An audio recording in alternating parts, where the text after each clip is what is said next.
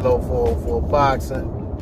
Alright, y'all, forgive me for the background. I was 185, so, you know what I'm saying, it is what it is. I want to get this one out, because when I get home, I need to lay it down. Devin Haney and Jojo Diaz. A fight that didn't look like we were going to get for a minute, and it looked like Jojo Diaz was going to be another in a long line of fighters who were in line to fight Devin Haney, who decided to do something different. You know, and that list goes from Lomachenko, Luke Campbell, Ryan Garcia, Javier Fortuna, and then Jojo himself was on that list. And somehow when, you know, the Ryan Garcia-Jojo Diaz fight fell out, Jojo did decide to go ahead and take this bout. So I got to take my hat off to him for that. And I'm glad we have this bout. I'm hearing Jojo talk with a lot of confidence. I know Jojo isn't a flash in the pan. He's a proven amateur. He's a champion, you know what I'm saying, a two-division champion. And, you know, the guy, you know what I'm saying? Well, what is he, a two-division champion? I might be speaking out of turn on that. Well, anyway, he's a former champion.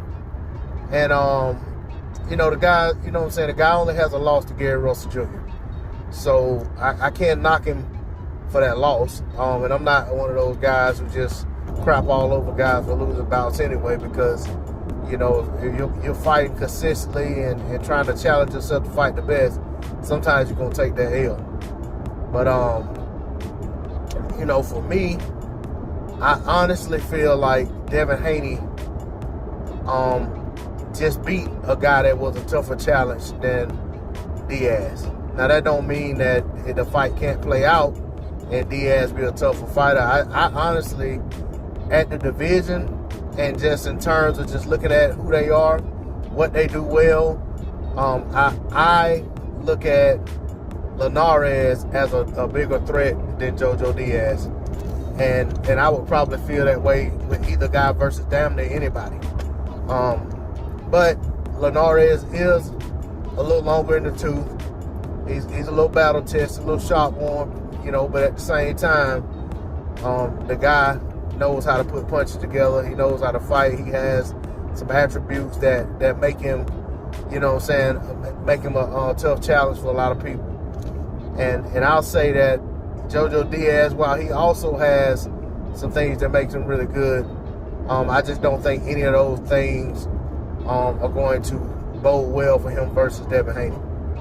I think, you know, Devin's length, I think Devin's feet, Devin's jab, Devin's ring IQ are all going to trouble Jojo Diaz. And quite frankly, I feel like he has a good chance to overwhelm Jojo Diaz and get a stoppage.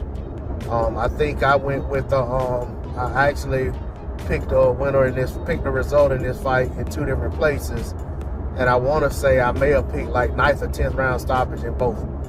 I can't recall right off the top of my head. But,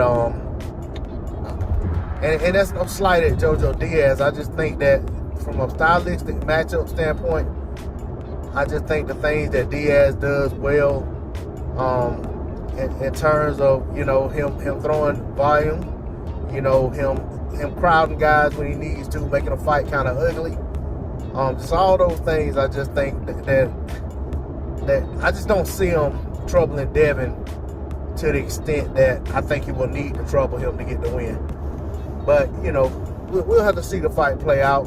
I'm not going to act like I bet that I bat 1,000 on these predictions. I could be 100% wrong on what I'm thinking, but I honestly, and I don't mean this to slight the fight, I'm glad they're fighting.